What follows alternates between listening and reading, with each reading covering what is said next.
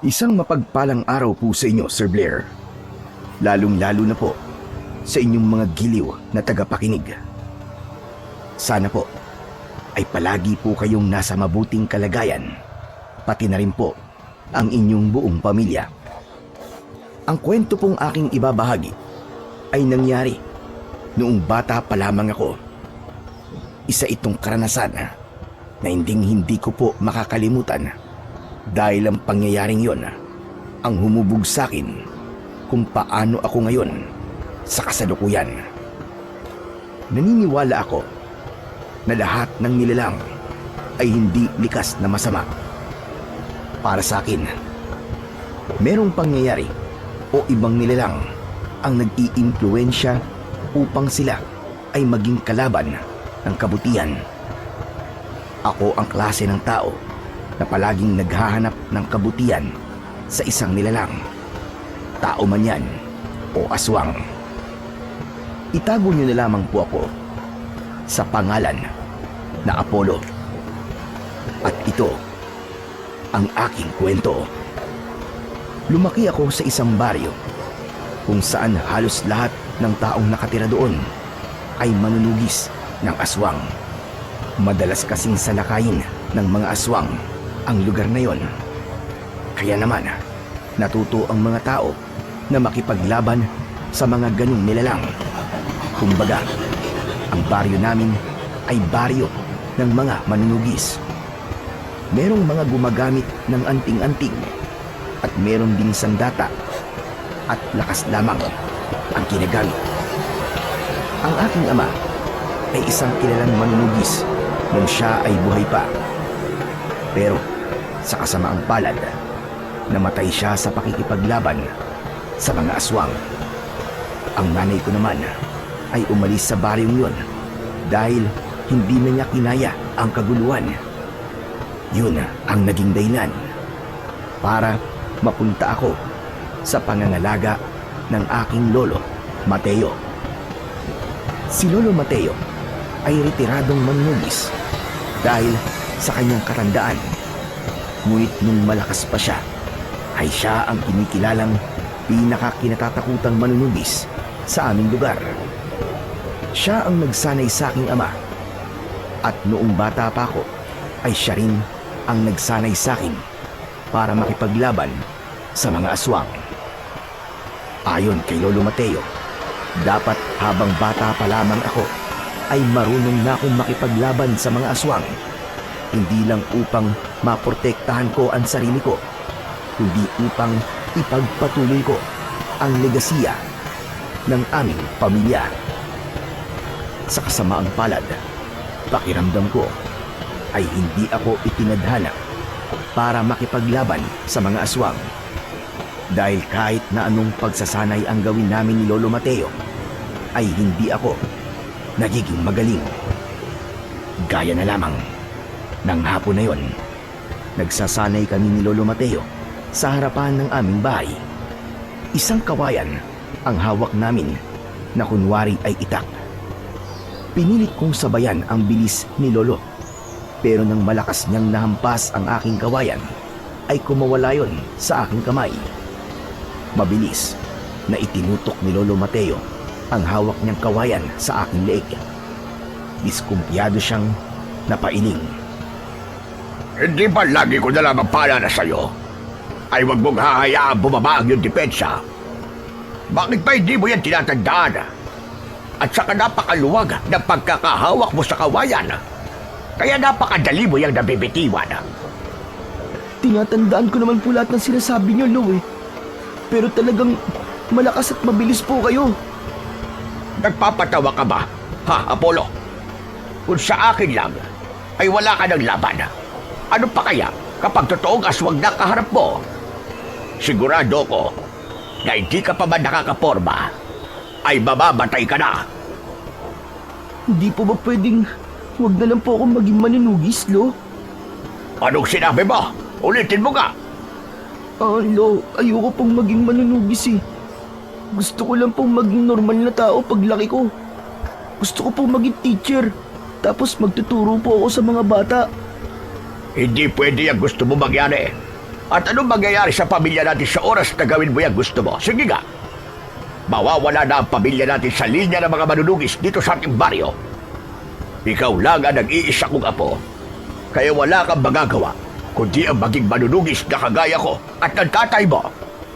Ikaw lamang ang pwedeng magpatuloy ng nasimulan namin. At hindi yung pwedeng maputol sa'yo. Lo, hindi po ba talaga ako pwedeng mamili kung ano pong gusto kong mangyari sa buhay ko? Ayoko po talaga kasing maging manunugis. Ayoko po makipaglaban sa mga aswang eh. Bakit, Apollo? Dahil ba takot ka? Takot ka sa mga aswang? Hindi po ako takot sa kanila. Pakiramdam ko po kasi di talaga ako nakatanda na para maging kagaya niyo eh. Ay, nako. Alisin mo ang bagay na yan sa utak mo, iho. Nasa tiyang ka pa lamang ng nanay mo. Ay alam ko na ang magiging kapalaran mo. Ibig po palang sabihin, wala akong kakayahan na mamili kung ano pong gusto ko sa buhay ko. Ipipilit niyo lang po pala sa akin na maging kagaya niyo ako. Mali ang salitang ginamit mo. Hindi ko ipinipilit sa'yo na maging manunugis ka, kundi yan ang talagang nakatadhana para sa'yo. Hindi po ba ganun din po yun? Tumahimik ka na nga! Ang mabuti pa'y magpahinga ka na muna. Pero bukas ay maghapon ulit tayo mag-ensayo. Hindi tayo titigil hanggang sa maging mahusay ka sa pakikipaglaban. Pwede po bang bukas magpahinga muna tayo, Lo? 3 araw na po tayong nagsasanay na walang tigil eh. Hindi na po ako nakapaglalaro eh. Hindi pwede. Sa makalawa na ang gabi, kung kailan titignan ang galing ng mga batang manunugis. At ayoko mapapahiya ang pamilya natin. Isang tabi mo muna yung paglalaro mo. Hindi mo ba nakikita ang ginagawang pagsasanay ng anak ni Ramon na si Tomas? Talagang sumsum sila sa pagsasanay. Dapat ay gayahin mo si Tomas. Magkaiba naman po kasi kami ni Tomas. Gusto niya po kasi talaga ang ginagawa niya eh. Kaya nga dapat na gayahin mo siya. Kailangan ay gustuhin mo rin ang ginagawa mo. Hala, sige na. Magpahinga ka na. At pagkatapos ay maglinis ka na ng katawan mo. Ako muna'y magluluto ng pagkain natin para mamaya. Kinuha ni Lolo Mateo ang kawayan na nabitiwan ko kanina at saka siya pumasok sa aming kubo. Hindi muna ako umalis sa aking kinatatayuan. Naramdaman ko ang lungkot kasi napagtanto ko na wala akong kalayaan na gawin kung ano ang gusto ko. Naisipan kong maglakad-lakad para kahit papano ay gumaan ang aking pakiramdam. Sa paglalakad ko ay may nakita akong mga bata na masayang naglalaro ng patintero. Huminto ako para panoorin sila. Nung una ay nakangiti ako habang pinapanood sila. Pero hindi nagtagal ay naglaho ang ngiti ko at napalitan yon ng lungkot. Buti pa sila. Nagagawa nilang makapaglaro. Sana talaga ay maisip ni Lolo na ayoko talagang maging manunugis ng mga aswang. Nagulat ako nang biglang may bumatok sa akin. Paglingon ko ay nakita ko si Tomas. Malakas siyang tumawa habang hinihimas ko ang aking batok. Ano bang problema mo, Tomas? Bakit nananakit ka na lamang bigla? Palagi ka na lang ganyan. Di ka na ba talaga magbabago? Narinig ko kasi yung binubulong mo kanina eh. Nakakatawa ka, kaya dapat lang sa iyong batukan. Talaga? Ayaw mo maging manunugis? Ano ba nakakatawa sa sinabi ko? Sinasabi ko lang naman kung ano ang totoo. Bakit ayaw mo maging manunugis? Dahil ba alam mo na hindi mo mahihigitan ang galing kong makipaglaban sa mga aswang? Ganun ba? Bakit ba iniisip mo na nakikipagpaligsahan ako sa'yo? Wala akong pakialam kung mas magaling ka pa sa akin. Masaya pa nga ako kasi kahit magkaedad tayo ay masasabi ko na pagdating ng araw ay isa ka sa mga kikilalaning magaling na manunugis dito sa lugar natin. Tama ka naman sa sinabi mo na yan. Pero hindi lang ako sa lugar na to makikilala, kundi sa iba ring lugar. O baka nga sa buong mundo pa eh. Bakit ba ayaw mo maging manunugis ah? Eh, lolo o tatay mo ay kilalang manunugis. Sa bagay, siguro nakita mo na mas magaling talaga ako sa'yo. Kaya para hindi mo pahiya ang pamilya nyo, ay sinabi mo na lang na ayaw mo maging manunugis. Malamang, kung di ka susunod sa yapak ng tatay at lolo mo, hindi iisipin ng mga tao na mas magaling ako sa'yo. Tama ba? Ha? Hindi ko alam ang sinasabi mo eh. Ilang beses ko man sasabihin sa'yo na hindi naman ako nakikipagpaligsahan sa'yo. Ikaw lang naman ang nag-iisip ng ganyan, Tomas eh. Kahit na hindi mo aminin, ramdam ko na tama ako. Ayaw mo lang talagang umamin. Ay oo nga pala. Malapit na yung paligsahan para sa mga batang manunugis. Kasali ka nun, di ba? Eh, wala akong magagawa eh. Isinali ako ni Lolo kahit ayoko. Ay naku, bakit naman ayaw mo? Ayaw mo bang mapahiya na dahil sa akin? Basta, galingan mo sa gabing yon. Kasi, mas gagaling ako. Ipapakita ko sa lahat ng tao na ako ang pinakamagaling na batang manunugis dito sa lugar natin. At darating ang araw na ang pamilya ko na ang kikilalanin pinakakinatatakutang manunugis. At hindi na ang pamilya nyo. Wala naman akong pakialam kung ang pamilya niyo ang kikilalaning pinakakinatatakutang manunugis eh. Ang mahalaga naman ay hindi mawawalan ng manunugis dito sa lugar natin. Kasi nga, madalas na umaatake dito ang mga aswang. Alam mo, nakakainis yung pagbabait-baita mo. Pwede ba, Polo? Ipakita mo na ang tunay mo ugali. Huwag ka na magpanggap. Alam mo, kung kabilang ako sa pamilya nyo na ang lolo ko ay itinuturing na pinakakinatatakutang manunugis, ay ipagyayabang ko yan. Tigilan mo na yung pagpapanggap mo na para kang anghel sa langit. Wala akong dapat na ipagyabang. Kasi alam na ng mga tao kung sino si Lolo sa lugar natin. Saka, magkaiba tayo. Hindi ibig sabihin na ganun ang gagawin mo, ay ganun din ang gagawin ko. Nakakawalang gana ka lang makausap. Basta, itong tandaan mo, Apollo. Ako ang mananalo sa pagsubok sa mga batang manunugis. Lalampasuhin kita. At ang iba pang mga bata nasasali sa gabing yon. Tandaan mo yan. Eh di, good luck na lang sa'yo, Tomas. Ay naku, ewan ko nga sa'yo. Diyan ka na nga. Nakakawalang gana kang kausap. Inambahan muna ako ni Tomas ng suntok bago siya umalis. Napailing na lang ako habang pinagmamasdan ang papalayong si Tomas. Hindi na bago sa akin ang pangaasar niya. Madalas kapag kinakausap niya ako ay ganun ang kanyang ginagawa. Minamaliit niya ako at palagi niyang ipinamumuka sa akin na mas magaling siya kumpara sa akin. Sa akin ay walang problema kung mas magaling na manunugis si Tomas. Kung yun ang sa palagay niya ay totoo. Wala akong planong makipagtalo sa kanya. Saka alam ko sa sarili ko na mas magaling talaga si Tomas dahil subsub siya sa pagsasanay sa tulong ng tatay niya. Alam ko na pangarap ni Tomas na hirangin bilang isang magiting na manunugis. Pero magkaiba kami ng pangarap. Gusto kong maging isang guro at wala akong planong makipaglaban sa mga aswang hanggang sa pagtanda ko. Sadyang wala pa akong kakayahan.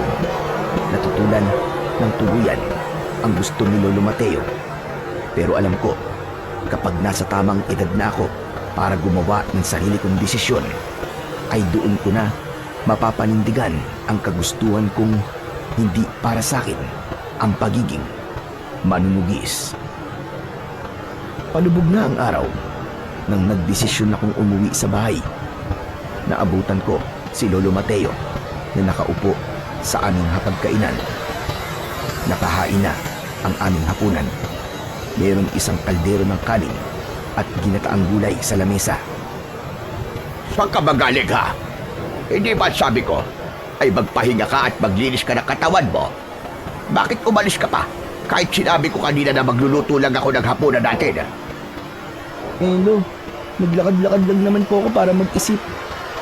Hindi ko na po namalayan ng oras kaya ngayon lang po ako nakauwi. Pasensya na po kayo, Lo. Importante sa isang batang manunugis na kagaya mo na marunong makinig sa nagsasanay sa'yo. Paano na lamang kapag malaki ka na at ganyan ka pa rin?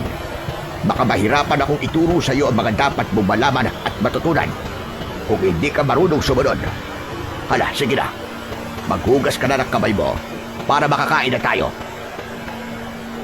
Nakayuko akong nagtungo sa batalan para maghugas ng kamay. Hindi ko na sinubukang salungatin ang sinabi ni Lolo Mateo tungkol sa pagiging batang manunugis ko. Gusto ko sanang sabihin na ayoko talagang maging ganon, pero masyado na akong naubos sa pakikipag-usap ko kanina kay Tomas. Kaya mas pinili ko na lamang ang manahimik sa pagkakataon na yon. Matapos kong maghugas ng kamay, ay umupo na ako para kumain. Pinangunahan ni Lolo Mateo ang pagdadasal at saka kami naglagay ng pagkain sa aming pinggan. Oo nga pala, ipapaalala ko ulit sa'yo na sa susunod na gabi na yung paligsahan ng mga batang manunugis. Bukas ay maaga tayo magsisimulang magsanay. Kailangan ikaw ang manalo ron.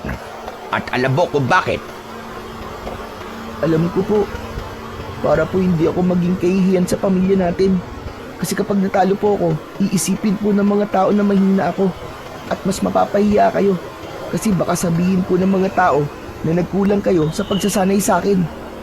Mabuti naman at alam mo. Lolo, importante po ba talaga ang sasabihin po ng ibang tao? Kailangan pa po ba nating may patunayan sa kanila? Hindi po ba, nung malakas pa kayo, ay marami na po kayo napatunayan sa baryong ito dahil sa galing niyo pong makipaglaban nun sa mga aswang? Ipapaalala ko lang sa'yo na ako ang punong manunugis sa baryong ito. Kapag nakita nila na hindi ka mahusay, ay isang malaking pagkabiguyon sa akin. Ang reputasyon ng pamilya natin ang nakasalalay dito, kaya dapat mo talagang galingan. Si Tomas ang nakikita kong malaki mong katunggali, kaya dapat ay huwag kang magpapatalo sa kanya. Kilala mo naman yon at ang tatay niya. Napakayabang ng mga yon. Kaya maganda na mapahiya sila sa ipinagkakalat nila na si Tomas ang mananalo sa paligsahan. Lo, baka po pwedeng huwag na lang po akong sumali sa paligsahan na yun. Pasensya na po pero pakiramdam ko po, hindi po ako mananalo ron eh. Naririnig mo ba sinasabi mo, Apollo? Bakit ba ganyan ka kung mag-isip pa? Hindi ba pwedeng isipin mo na ikaw ang mananalo at pagbutihin mo na lang ang ating pagsasanay? Para naman matuwa ako sa'yo. Ginagawa ko naman po ang lahat ng makakaya ko sa tuwing nagsasanay po tayo eh. Pero sa tingin ko po, Lolo, hindi talaga para sa akin ang pagiging manunugis eh. At anong gusto mo? Ang maging isang guro? Ano namang ba itutulong ng isang guro sa pakikipaglaban sa mga aswang? Sige nga. Sa pakikipaglaban po sa aswang, natural wala po. Pero malaki po ang may tutulong ko sa pagtuturo sa mga bata, Lo. Tutulong pa rin po ako pero sa ibang paraan. Yun po talaga ang gusto kong gawin eh. Hindi ikaw ang masusunod sa kung ano ang gusto mong gawin sa buhay mo. Gaya na sinabi ko, hindi ka pa ipinapanganak ay nakaguhit na sa mga palad mo na magiging manunugis ka. At hindi lang basta isang manunugis, kundi ikaw ang magiging pinakakinatatakutang manunugis. Pagdating ng araw, susunod ka sa yapak namin ng tatay mo. At kapag malaki ka na at nagkaroon ka na ng anak, sasanayin mo rin siya para maging kagaya mo dahil hindi maaaring maputol ang legasiya ng ating pamilya. Kaya tigil-tigilan mo na yung ilusyon mo magiging guro ka. Nagkakaintindihan ba tayo? Napayuko na lang ako at hindi na ako sumagot kay Lolo Mateo. Naramdaman ko na kahit na anong sabihin ko ay hindi niya papakinggan. Ang tanging nasa utak ng lolo ko ay ang reputasyon ng aming pamilya at ang kagustuhan niyang manalo ako sa paparating na paligsahan para sa mga batang manunugis.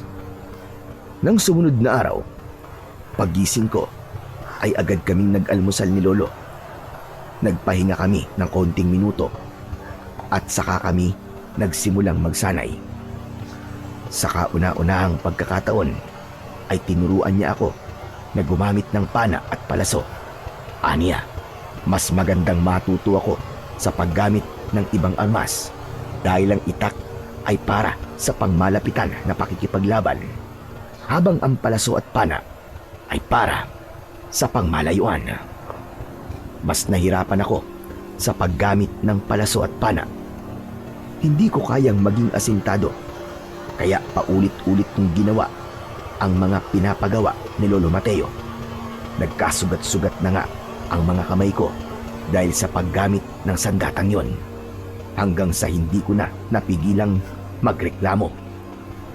Lolo Mateo, pwede bang wag na lang po ako mag-aral na gumamit nitong pana? Okay na po ako sa itak. Kahit ano po kasing gawin ko parang hindi po ako matututong gumamit nito eh.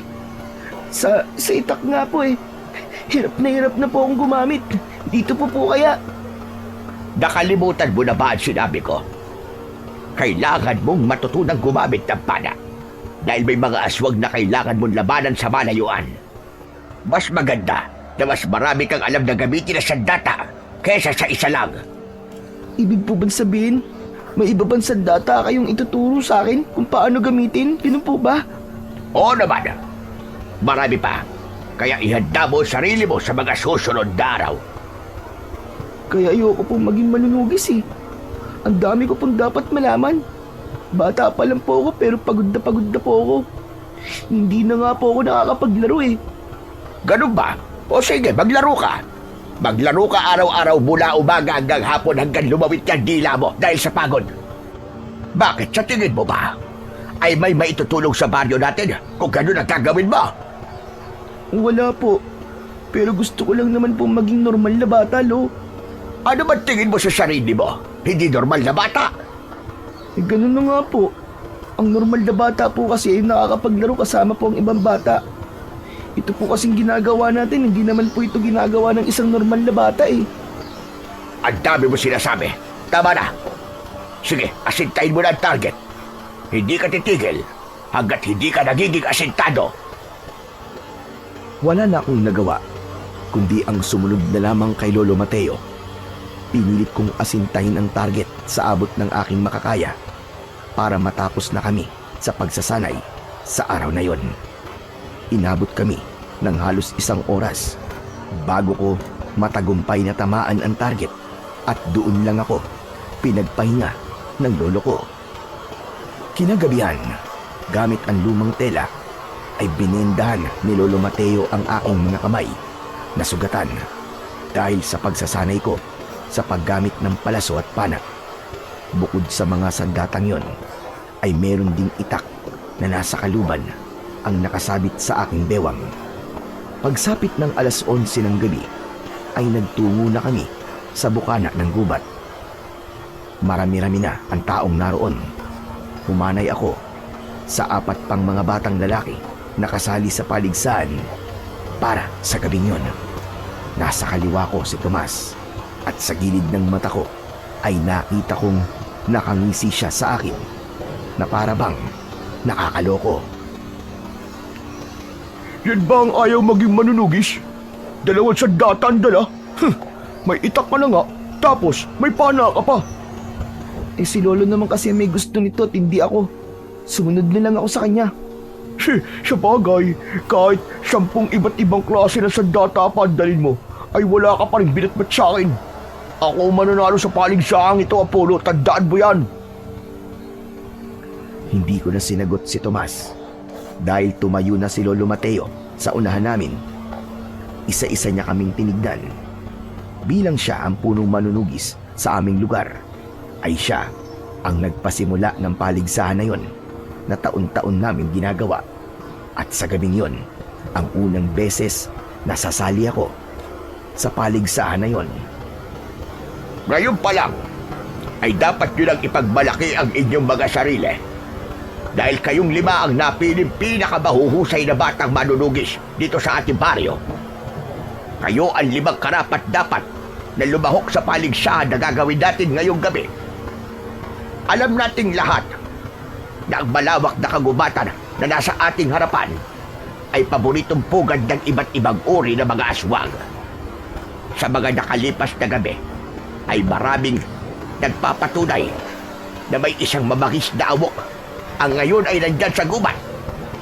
Ang misyon nyo ay patayin ang awok at dalhin dito sa bukana ng gubat ang kanyang bangkay. Kung sino ang makakapatay sa awok, ay siyang mananalo sa paligsahan. Wala kayong dapat na sundin na patakaran. Gawin nyo ang lahat ng sa tingin nyo ay paraan para mapatay ang awok na yon. Kung sino sa inyo ang mananalo, ay makakatanggap ng mga regalo na inipon ng lahat ng tao rito at siyang hihiragin na pinakamahusay na batang manunugis para sa taong ito. Handa na ba kayong 5? Sabay-sabay at pasigaw kaming sumagot ng oo. Pero sa kabila ng tigas ng aking pagsagot ay merong pag-aalinlangan sa loob ko. Alam ko na hindi nagkulang si Lolo Mateo sa pagsasanay sa akin. Ngunit wala talaga sa puso ko ang pagiging manunugis. Kaya hindi ako tiwala na ako ang makakapatay sa awok. Para sa mga hindi nakakaalam, ang awok ay isang uri ng aswang na ang itsura ay isang malaking baboy ramo. Mabilis sila at malakas. Gaya ng ibang aswang, paborito nilang kumain ng laman ng tao. Kaya masasabi ko na talagang delikado sila. Sa hudyat ni Lolo Mateo ay magkakasabay kaming tumakbo papasok sa malawak na kagubatan.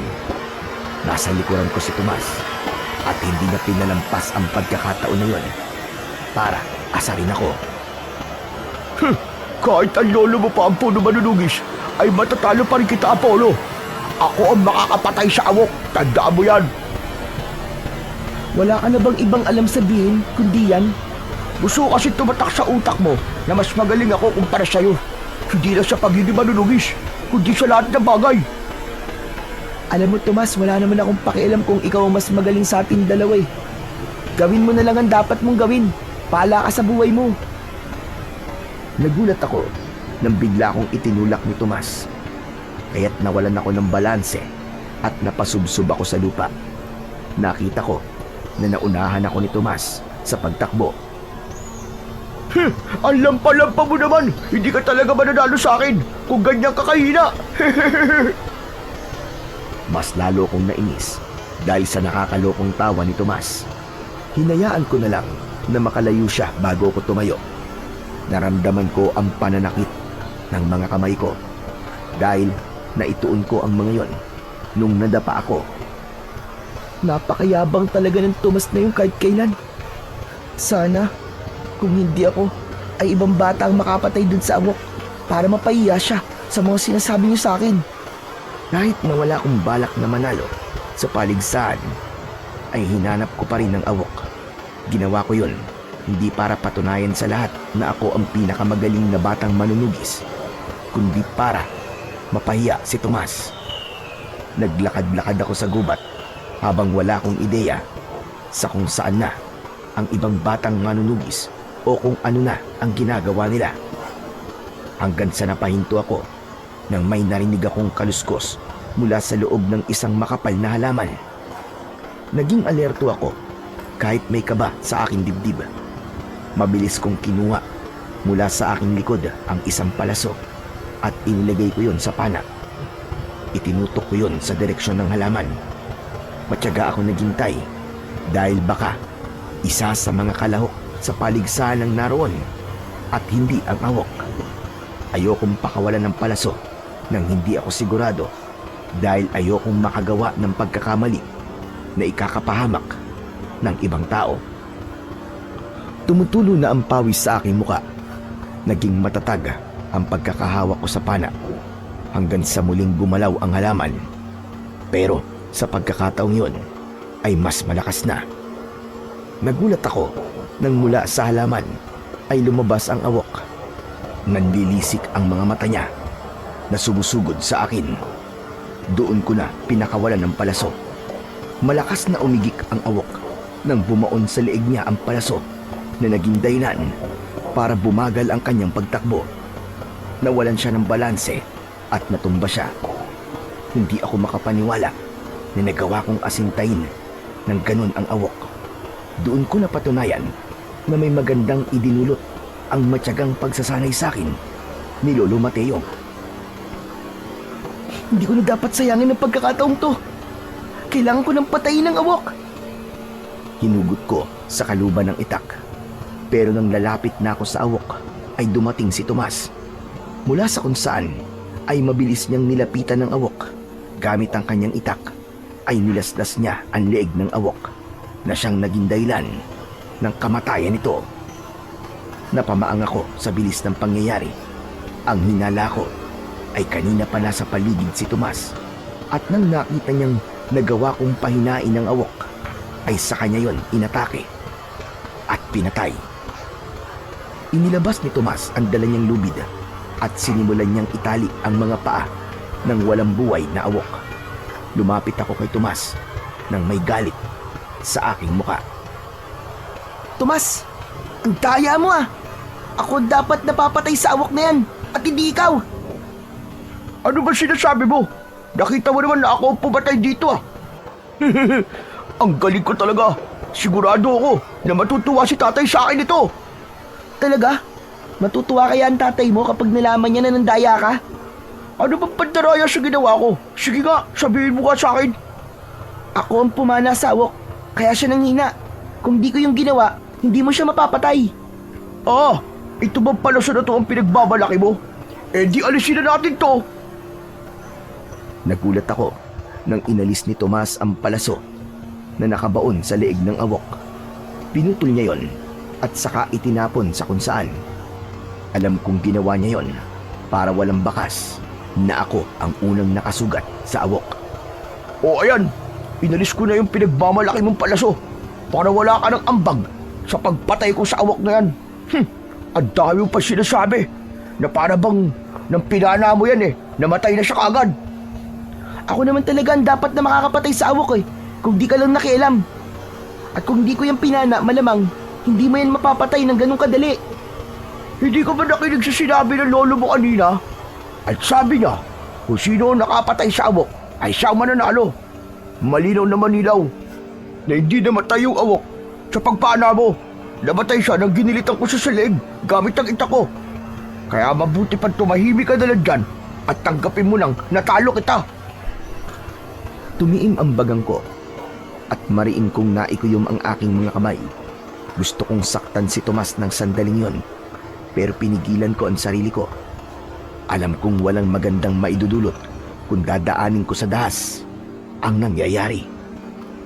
Maya-maya pa ay nakangising hinila ni Tomas ang awok gamit ang lubid palabas ng gubat. Wala na akong nagawa kundi ang sundan siya ng tingin. Masama ang loob ko dahil paniguradong mas magiging mayabang si Tomas dahil siya ang nanalo sa paligsahan. Nang nawala na si Tomas sa aking paningin, ay doon na ako mabagal na naglakad papunta sa bukana ng kagubatan. Nang malapit na ako ron, ay narinig ko ang masayang sigawan at palakpakan ng mga tao. Alam ko na nagbubunyi na ang lahat dahil sa pagkapanalo ng mayabang na si Tomas. Tuluyan na akong nakalabas sa gubat. Sakto na idiniklara ni Lolo Mateo na si Tomas ang nanalo sa paligsahan. Sa gabing yon ay itinuring si Tomas na pinakamatapang at magaling na batang manunugis sa aming lugar. Nahuli ko pa nga si Tomas na tinapunan ako ng tingin habang may pagyayabang sa kanyang muka. Matapos ang paligsahan ay umuwi na ako sa aming bahay. Umupo ako sa may hagdan, papasok ng bahay at doon ko hinintay si Lolo Mateo. Alam ko na nabigo ko siya at may posibilidad na magagalit siya sa akin. Kaya naisip ko na unahan na siya ng pagpapaliwanag sa kung ano ang totoong nangyari. Hindi nagtagal ay natanaw ko na si Lolo Mateo. Huminga ako ng malalim at inihanda ko na ang aking sarili sa mga salitang sasabihin ko sa kanya. Aakyat na si Lolo sa hagdan. Kaya naman, pumasok na ako sa loob ng bahay. Nang nakapasok na siya sa aming bahay, ay agad niyang ipinahayag ang kanyang salubin sa resulta ng paligsahan. Bakit ka natalo ni Tomas? May kulang ba sa pagsasanay na ginawa natin? O sinadya mo magpatalo? para mapanindigan ang sinasabi mo na ayaw mo maging manunugis. Hindi po ganun yun, Lolo Mateo. Ginawa ko po ang lahat para manalo. Pero madaya lang po talaga si Tomas. Anong sinasabi mo? Paano naging madaya si Tomas? Ang totoo po kasi niyan, ako po ang unang nakakita sa awok. Ako po ang unang umatake. Ginamitan ko po ng pana at palaso yung awok at tinamaan ko po siya sa leeg. Nung nangihina na po yung awok at tatapusin ko na po sana. Tapos, bigla naman po dumating si Tomas. Inunahan niya po ako ng pagpatay dun sa awok. Kaya ako po ang dapat na makakapatay dun sa awok at hindi po si Tomas. Ano po kaya kung ireklamo po natin siya? Ang sabi ko, kung sino ang makakapatay sa awok, ay siyang mananalo sa paligsahan. Oo, nauna mo nasugatan ng awok. Pero base sa kwento mo, si Tomas ang tumapo sa buhay ng aswang. Kung irereklamo pa natin ang pagkapanalo ni Tomas, ay baka isipin pa ng mga tao na hindi tayo marunong tumanggap ng pagkatalo. Pero Lolo Mateo, malinaw naman po na nandaya po si Tomas eh. Alam ko po na nakatago lang po siya sa kung saan. Nung nakita ko po yung awok, naghintay lang po siya na panain ko yung awok bago po siya lumabas. Tama na, Apollo. Tanggapin mo na lang ang pagkatalo mo. Pero gusto kong malaman mo na lahat ng tao rito ay umaasa na ikaw ang mananalo. Sinasabi nila na sigurado sila na ikaw ang makakapatay sa awok. Dahil apo kita. Kaya hindi lang ako ang binigo mo, kundi lahat ng tao dito sa baryo natin. Nakakahiya ang pagkatalo mo, Apollo. Pero Lo, kayo na po ang nagsabi sa amin na sapat na pong napili po kami 5, nakasali po sa paligsahan para ipagmalaki kami. Hindi po ba? Dapat ay hindi ako maging kahiyaya kasi nakasali po ako sa paligsahan kanina. Sa ibang mga bata, oo. Pero iba ka sa kanila. Apo ka ng pinakakinatatakutang manunugis sa lugar na ito. Kaya mataas ang tingin ng lahat sa iyo. Umaasa sila na magiging kagaya kita. Pero anong nangyari? Binigo mo ako, Apollo. May susunod na taon pa naman po eh.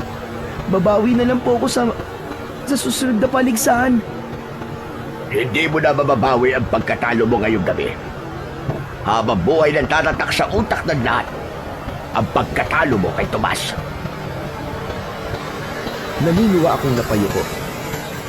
Wala na akong naisip sabihin dahil pakiramdam ko kahit anong paliwanag ang gawin ko ay hindi na mabubura ang pagkadismaya ni Lolo Mateo sa akin.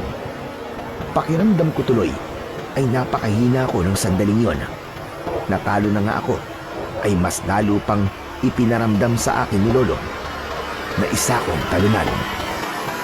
Kaya nang natulog ako ng gabing yon ay napakabigat ng aking kalooban. Hindi ko na alam ang dapat kong gawin kung paano ko mapapasaya si Lolo Mateo dahil tila ang gusto niya ay maging perpekto ang bawat ginagawa ko sa buhay. Kinabukasan ay nagkaroon ng pagtitipon sa plaza. Yun ay upang formal na parangalan si Tomas bilang nanalo sa nangyaring paligsahan ng mga batang manunugis sa pagtugis sa awok. Ayoko sanang pumunta pero pinilit ako ni Lolo Mateo dahil aniya, kung hindi ako pupunta ay baka isipin ng mga tao na hindi ko tanggap ang aking pagkatalo. Nang matapos ang pagtitipon ay magkasabay kaming naglakad ni Lolo Mateo pauwi sa aming bahay. Apollo, ikaw sana ang nasa katayuan ni Tomas kung ginalingan mo lang sana kagabi. Hindi pa rin po ba tayo tapos na pag-usapan ng bagay na yan, Lolo Mateo? Napagsabihan niyo na po ako kagabi, di ba? Dapat lang na araw-arawin kong ipamukha sa iyo ang pagkatalo mo para yan ang gawin mong inspirasyon na dapat ay seryosohin mo na ang ating pagsasanay. Hindi pwedeng ganyan ka hanggang sa lumaki ka. Magiging kahihiyan ka sa mga tao sa lugar na ito. Hindi po ba? Ang pagkatalo ko po kay Apollo ay patunay na hindi talaga ako nakatanda na para maging kagaya niyo. Lumabas din sa bibig mo ang totoo. Sinadya mo magpatalo para isipin ko na hindi ka pwedeng maging manunugis. Pero nagkakamali ka dahil hindi kita susukuan. Hindi ako susuko hanggang sa makita ko na kaya mo nang sundan ang yapak namin ng tatay mo. Yan ang tatandaan mo. Hindi ka ba nahihiya sa tatay mo, Apollo? Sigurado ko na kung nabubuhay siya, ay galit na galit din siya sa'yo. Ay, nako, ewan ko sa'yo, bata ka. Mali po kayo, Lo. Sigurado po ako, napapalakasin po ni tatay ang loob ko kahit natalo po ako sa paligsahan. Siya po kasi ang nagturo sa akin na hindi sa lahat ng pagkakataon ay mananalo po ako. Hindi ako naniniwalang sinabi ng tatay mo sa'yo. Basta, kailangan mo maging mahusay sa pakikipaglaban. Dahil yan lamang ang paraan para maging pinakakinatatakutang manunugis ka. Pakikipaglaban ang tanging sagot kung paano natin mauubos lahat ng aswang na umaatake dito sa atin. Bakit po kasi hindi nyo nalang po kausapin yung mga aswang na umaatake dito sa atin? Sabihin niyo po sa kanila na tumigil na po sila sa pag-atake. Malay niyo po, makinig po sila sa inyo. Sa lahat ng sinabi mo, yan ang pinaka nakakatawa. Saan ka ba nakakita ng aswang na makikipag-usap sa mga tao para sa kapayapaan?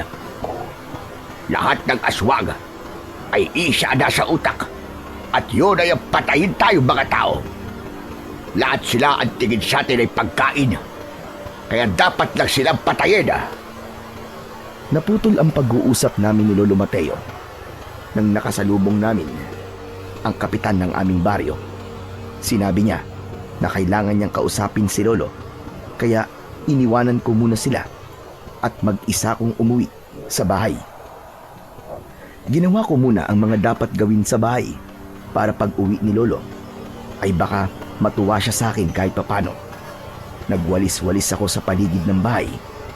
Inayos ko ang mga gamit namin sa loob ng bahay at hinugasan ko na rin ang mga pinagkainan namin kaninang almusal.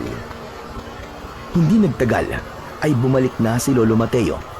Napansin ko na seryoso ang mukha niya at parang may mabigat siyang dinadala. Inisip ko na baka masama pa rin ang loob niya dahil sa natalo ko sa paligsahan. Kaya naman, hindi ko muna siya kinausap. Maya-maya pa ay nagluto na si Lolo Mateo ng aming pananghalian. Hindi ko maiwasang mapansin ang pagiging seryoso niya dahil matagal na kaming magkasama. At kilala ko si Lolo. Alam ko na sa sandaling yon ay mayroong bagay na bumabagabag sa kanya. Kaya habang kumakain kami, ay hindi na ako nagdalawang isip na mag-usisa. Lo, ayos lang po ba kayo? Kanina ko po kasi napapansin na parang balisa po kayo eh. May nangyari po ba, Lo? Hindi ko lang maiwasang isipin yung sinabi sa akin ni Kapitana nung nagkausap kami kanina. Lolo Mateo, pwede ko po bang malaman kung ano po ang napag-usapan ninyo? Ang sabi ni Kapitana ay may nakita ang ilang manunugis sa gubat na grupo ng mga gabunan. Sa palagay niya raw ay nagkukuta ang mga yon sa kung saan parte ng gubat. Gabunan? Hindi po ba yun yung malalakas na uri ng aswang? Tama po ba? Tama ka. Mas malakas sila kumpara sa ibang uri ng mga aswang. Isang gabunan nga lang ay mahirap ng patayin. Ano pa kaya kung isang grupo? Sigurado ko na nagbabalak ang mga gabunan na yon na sumalakay dito sa baryo natin. Kaya kailangan natin magiganda. At umaasa ako sa iyo, Apollo. Hindi man ikaw ang nanalo sa paligsahan, ay gusto kong ipakita mo sa lahat na ikaw pa rin ang pinakamagaling na batang manunugis dito sa atin. Lo, nasa malaking panganib na nga po tayong lahat tapos iniisip niyo pa rin po na dapat po ay may mapatunayan po ako sa lahat. Hindi po ba pwedeng mag-focus tayo kung paano natin matatalo ang mga gabunan? Talagang hindi mo ko naiintindihan, Sa pagtalo sa iyo ni Tomas sa paligsahan, ay may naririnig akong usap-usapan na mahina ka at wala kang kakayahan na makipaglaban sa mga aswang at maging kasing galing namin ang tatay mo. Ang gusto ko, patunayan mo sa lahat na kaya mong tapusin ang magiging digmaan natin laban sa mga gabunan na yan. Gusto kong mangibabaw ang pangalan mo sa lahat. Paano ko naman po gagawin yun, no? Bata pa lang po ako eh. Kailangan mong makisali sa digmaan na mangyayari. Dahil sigurado ko na makikipaglaban din doon si Tomas. Tandaan mo ito, Apollo. Gawin mo ang lahat para ipakita sa kanila na pagdating sa tunay na labanan ay mas magaling at mas matalino ka kaysa sa kanya. Kaya kailangan kong mas maging mahigpit sa pagsasanay sa iyo. Matapos naming kumain, ay agad kaming sumabak ni Lolo Mateo sa pagsasanay. Nakita ko sa kanya ang matinding determinasyon na ituro sa akin ang lahat ng mga dapat kong malaman pagdating sa pakikipaglaban sa mga aswang. Agad na ipinagkalat sa aming lugar ang tungkol sa grupo ng mga gabunan na nagkukutanga sa gubat. Nagtalaga si Kapitan at Lolo Mateo ng mga taong maghahanap sa kuta ng mga gabunan dahil ang nais nila ay paslangin na ang mga yon bago pa umatake sa aming baryo. Isinama rin kami ni Tomas sa pagsuyod sa gubat tuwing gabi. Si Tomas kasi ang nanalo sa huling paligsahan, habang ako naman ay apo ng pinakakinatatakutang manunugis, kaya kailangan naming sumama. Medyo nainis pa nga ako dahil kaming dalawa ni Tomas ang pinagpartner sa paghahanap sa kuta ng mga gabunan. Dahil parehas kaming bata, wala tuloy akong magawa kundi ang makinig sa mga pagyayabang ni Tomas. Isang gabi, habang naglalakad kami ni Tomas sa loob ng kagubatan, ay humirit na naman siya ng pang-iinis sa akin. Apollo, ano palang pakiramdam mo na natalo kita sa paligsahan? Siyempre, malungkot. Sobrang baba ng tingin ko sa sarili ko, tapos pakiramdam ko, hindi talaga kita matatalo sa mga susunod pang paligsahan. Di ba? Ikaw kasi ang pinakamagaling na batang manunugis dito sa lugar natin. Ay, hindi lang pala rito, kundi sa buong mundo. Talaga? Teka. Totoo ba yung sinasabi mo na pinupuri mo ako? Hindi ba yun naman ang gusto mong marinig? Kaya pinagbigyan lang kita. Angas mo sumagot ah! Baka gusto mong sa'yo ko gamitin tong ita ko. Matalim pa naman to. Ano ba kasing gusto mong marinig na sagot ko? Sinabi ko na nga sa'yo yung mga gusto mong marinig, tapos may nasasabi ka pa rin sa akin? Galit ka pa rin? Ewan ko sa'yo. Ang gusto ko kasi marinig ay yung totoo. Pero sa bagay, hindi ko na dapat yung itanong sa'yo kasi sigurado ko na hindi ka masaya sa pagkapanalo ko. Akalain mo yun? Unang beses ko sumali sa paligsahan, tapos ako pa nanalo. Tapos ikaw, unang beses mo lang din pala, tapos talo ka na kagad. Sayang, at hindi mo naranasan yung hinahangaan ka ng lahat ng mga tao. Tapos may nagsasabi pa na paglaki ko daw, sigurado sila natatanghalin akong pinakakinatatakutang manunugis dito sa lugar natin. Di maganda kung ganun. Pero sana, nagpapasalamat ka rin sa akin. Kasi kung hindi ko pinana yung awok, hindi mo siya mapapatay ng ganun kadali. Magpasalamat ka kasi mas pinili namin manahimik ni Lolo tungkol sa bagay na yun. Dahil kung magsasalita kami, sigurado ako na makikwestiyon ng pagkapanalo mo. Tinatakot mo ba ako, Apollo? Di magsalita kayo. Ipagkalat niyo sa lahat yung sinabi mong yan. Wala akong pakialam. Akala mo naman natatakot ako. Napakadali lang sabihin na nagsisinungaling kayo at sinisiraan niyo lang ako kasi hindi niyo matanggap na ako nanalo sa paligsahan. Di sinong lalabas na masama kapag ganun ang ginawa mo? O di ba? Kaya sige lang. Sabihin niyo sa lahat na kung di dahil sa'yo ay hindi ko madaling napatay yung awok. Napailing na lang ako sa mga sinabi ni Tomas. Hindi ko kasi akalain na sa edad niyang yon ay kaya niya nang gawin ang mga ganung bagay. Marahil ay sinasabihan din siya ng tatay niya o tinuturuan ng mga dapat niyang gawin. Kaya imbis na makipag-usap ako kay Tomas, ay itinuon ko na lang ang aking atensyon sa dahilan kung bakit kami nasa gubat. Ngunit sa gabing yon, ay bigo kaming makita ang kuta ng mga gabunan. At sa dami namin, kahit isang gabunan, ay wala man lang kaming natagpuan. Sa mga sumunod na gabi, ay mas naging matyaga kaming lahat sa paggalugad sa buong kagubatan. Sinabi ni Lolo Mateo na hindi kami pwedeng tumigil hanggang sa matagpuan namin ang aming hinahanap. Alam naming lahat na kailangan naming patayin ang lahat ng gabunan bago pa sila sumalakay sa aming baryo.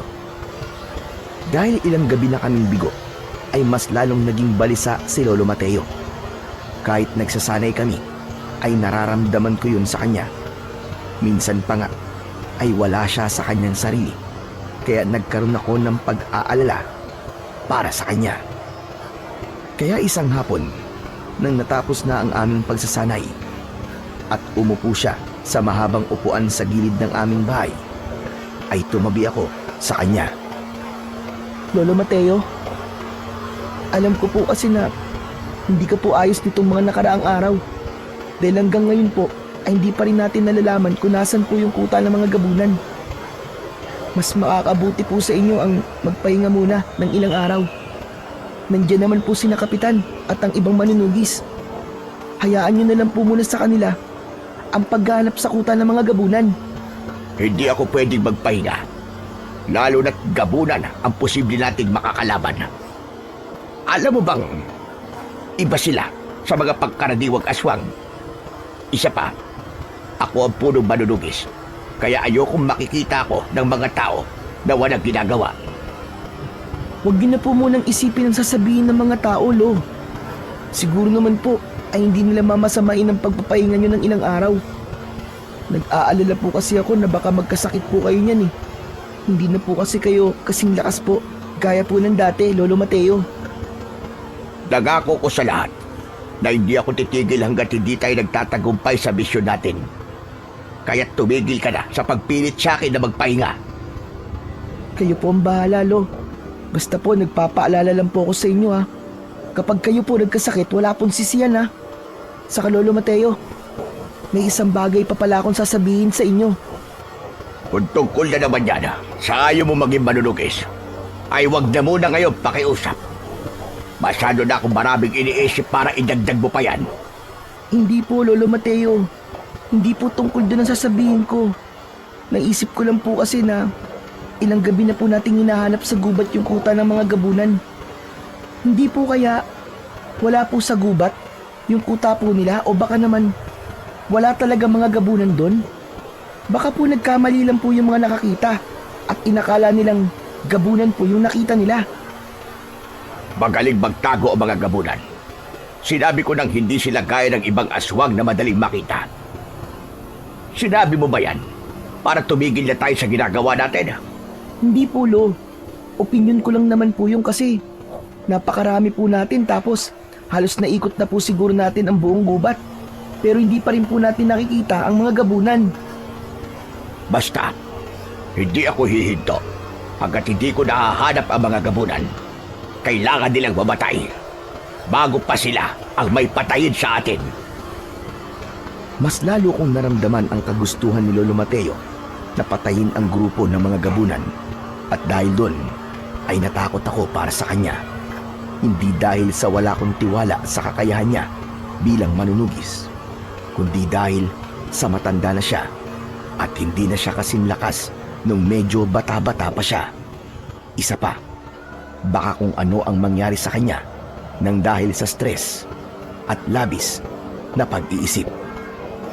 Nang dahil doon ay isang solusyon ang aking naisip at yun ay kailangan mahanap ko na sa lalong madaling panahon ang kuta ng mga gabunan nang sa gayon ay mabawasan naman ang mga iniisip ni Lolo Mateo.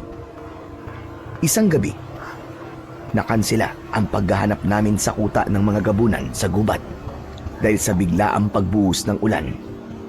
Si Lolo Mateo ang nagkansila dahil ayaw niyang magkasakit ang mga manunugis. Kapag kasi nagkasakit sila, ay baka mabawasan ang bilang ng grupo namin na maghahanap sa mga gabunan. Pero naisip ko na yun na ang pagkakataon ko para mag-isang kumilos para hanapin ang kuta ng mga gabunan. Hindi kasi ako makakapag-focus kapag kasama ko si Lolo Tomas dahil wala siyang ibang ginawa kundi ang asarin ako. Hinintay kong makatulog si Lolo Mateo. Nang nasiguro kong mahimbing na ang tulog niya, ay lumabas ako ng bahay dala ang aking itak. Hindi ko rin kinalimutan ang pana at mga palaso dahil wala akong ideya sa mangyayari sa gabing yon. Mag-isa akong nagtungo sa gubat habang napakalakas ng pagbuhos ng ulan. Iisa ang nasa utak ko ng mga sandaling yon, at yun ay ang malaman na kung nasaan ang kuta ng mga gabunan. Makalipas ang ilang sandali, ay bahagyang humina ang ulan.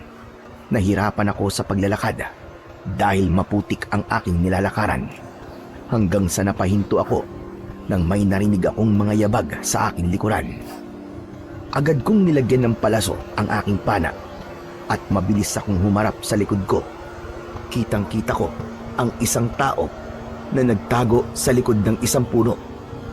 Kinabahan ako dahil baka isa yon sa mga gabunan, pero pinilit kong magpakatatag dahil isa sa palaging paalala ni Lolo Mateo sa akin ay huwag akong magpapalamon sa takot, dahil kapag nagpakain ako sa takot ay hindi ako makakapag-isip ng maayos.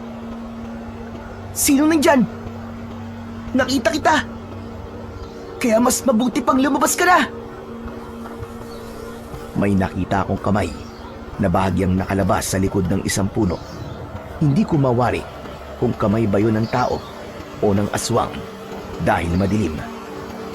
Bibilang ako ng 3. Kapag hindi ka pa lumabas, papanain na kita! 1, 2. Laking gulat ko nang mula sa likod ng puno ay lumabas si Tomas habang nakataas ang dalawa niyang kamay. Nagsimula siyang lumapit sa akin, kaya ibinaba ko na ang pana. Tomas? Diyos ko, ikaw lang pala yan. Anong ginagawa mo rito? Mukhang parehas tayo ng naisip gawin ngayong gabi ah. Balak mo rin bang hanapin mag-isa yung kuta ng mga aswang para hangaan ka ng lahat? Tama ka. Yun nga rin ang gagawin ko. Pero hindi para magyabang, kundi para hindi na mag-isip si Lolo kung nasa ng kuta ng mga gabunan. Huwag ka na nga magpanggap. Aminin mo na lang na gusto mo akong malamangan sa pagkakataong to dahil natalo kita sa paligsahan.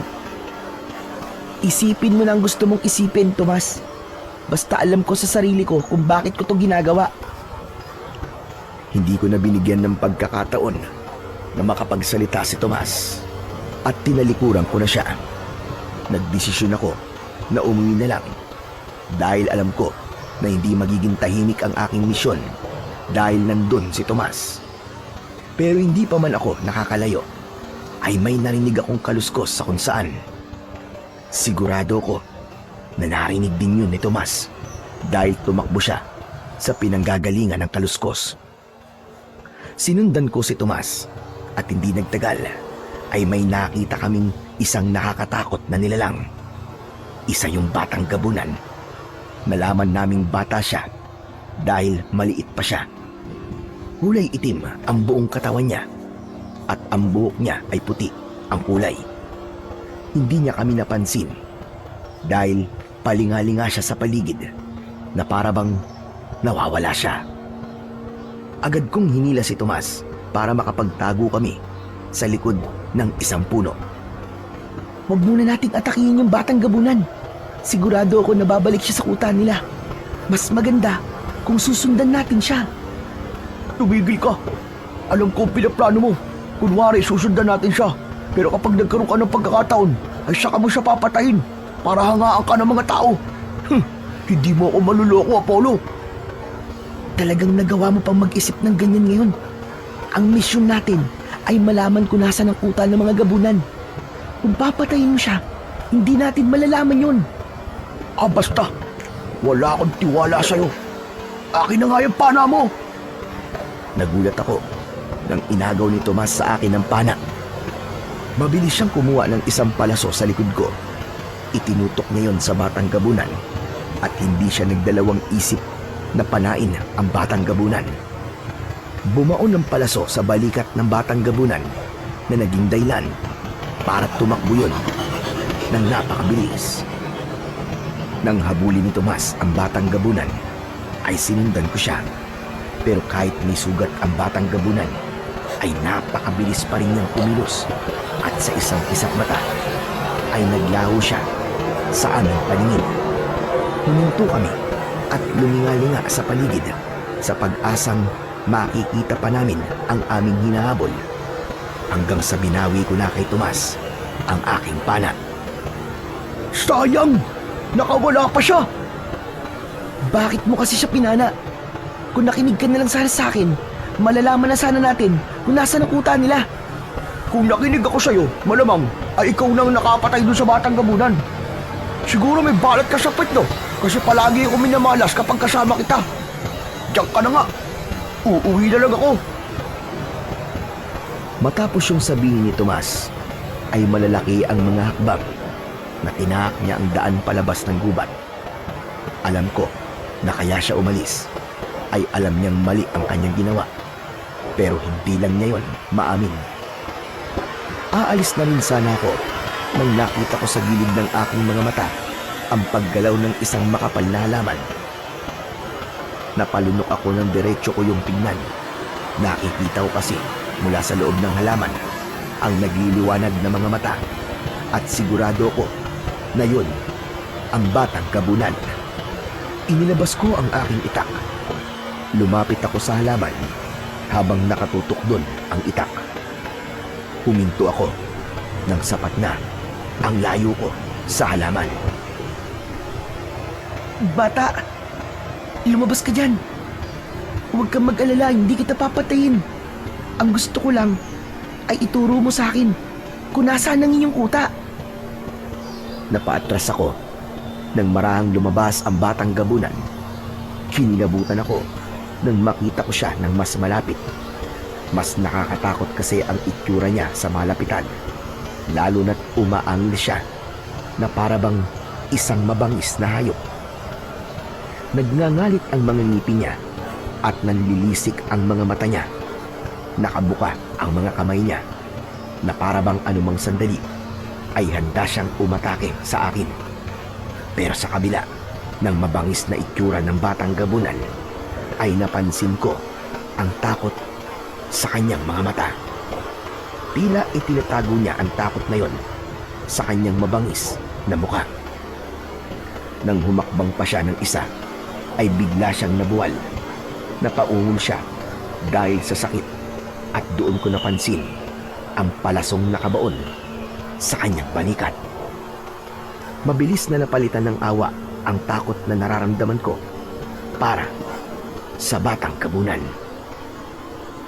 Nakakaawa ka naman. Kailangan maalis ang palusa na yan sa katawan mo. Gusto mo bang tulungan kita?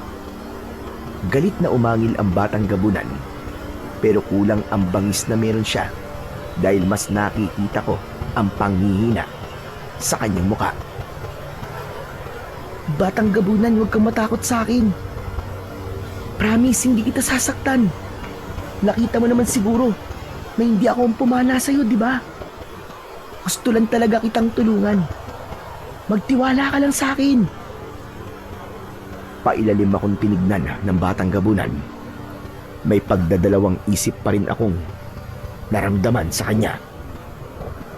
Unti-unti akong lumapit sa kanya hanggang sa hinayaan niya kong hawakan ang palaso. Pero nang subukan kong hilahin ng palaso, ay nasaktan siya at muntik pa niyang kagatin ang kamay ko kung hindi ko yun agad nagawang ilayo sa kanya. Sorry. Pasensya ka na. Sa tingin ko ay kailangan nating putulin muna yung palaso para madali natin niya mahuhugot. Meron akong itak dito. Pero kailangan na malagyan agad ng benda ang sugat mo kasi paniguradong dudugo yan kapag naalis na natin ang palaso. Wala kasi akong dalang pambenda eh. Pero meron sa bahay namin. Ayos lang ba sa'yo na sumama ka sa akin sa bahay namin? Huwag kang mag-alala kasi hindi kita sasaktan. Ang gusto ko lang ay tulungan ka. Kung nagtitiwala ka na sa akin, sumunod ka na lang sa akin ha. Pero kung hindi naman, sige manatili ka na lang rito. At hintayin mo na lang na mamatay ka dahil yan sa sugat mo. Sinamahan ko ng konting pananakot ang pakikipag-usap ko sa gabunan at baka sakaling makumbinsi ko siyang sumama sa akin. Tumayo na ako at nagsimulang maglakad pauwi sa aming bahay. Tinahak ko ang ibang daan dahil hindi kami pwedeng dumaan mismo sa baryo dahil baka merong makakita sa amin. Sa gubat pa rin ako dumaan hanggang sa nakarating na ako sa likod na bahagi ng aming bahay. Paglingon ko ay nakasunod sa akin ng batang gabunan. Kaya naman napangiti ako. Huminto ako hanggang sa tuluyan na siyang nakalapit sa akin. Ayos, salamat naman at sumunod ka sa akin. Dito kami nakatira. Dito ka lang ha. Huwag kang aalis kahit na anong mangyari. May kukunin lang ako. Sandali lang. Pumasok ako sa bahay at nagpasalamat ako kasi mahimbing pa ring natutulog si Lolo Mateo. Kinuha ko ang bendang ginamit ni Lolo noon sa mga kamay ko. Kinuha ko rin ang isang bote ng gamot na ginagamit namin sa sugat para hindi yun magkaroon ng impeksyon. Matapos yun ay binalikan ko na ang batang gabunan. Nakasandal siya sa puno ng saging. Mabilis ang kanyang paghinga at alam ko na nasasaktan siya ng gusto. Bata, gagamutin ko ng sugat mo ha. Magiging masakit to. Pero wag kang gagawa ng kahit na anong ingay ha. Natutulog kasi ang lolo ko sa loob ng bahay.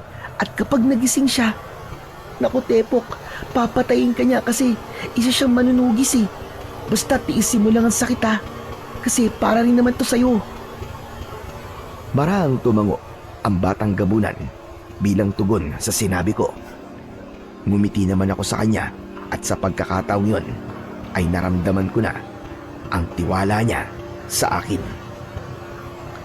Gamit ang itak ay pinutol ko ang huliang parte ng palaso.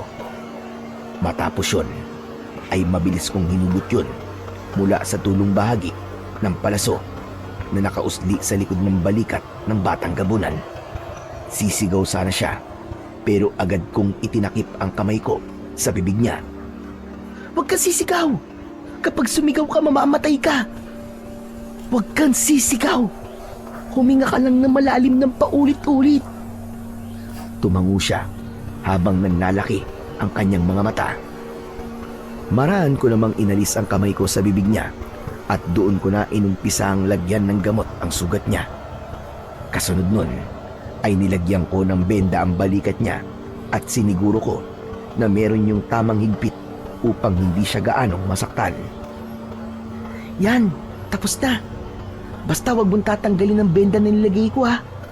Sariwa pa ang sugat mo at hindi yan pwedeng nakabuyang-yang kasi kapag napasukan niya ng dumi, pwede ang maimpeksyon. At kapag nangyari yun, mabubulok yung balikat mo at mapuputol yan. Ikaw rin.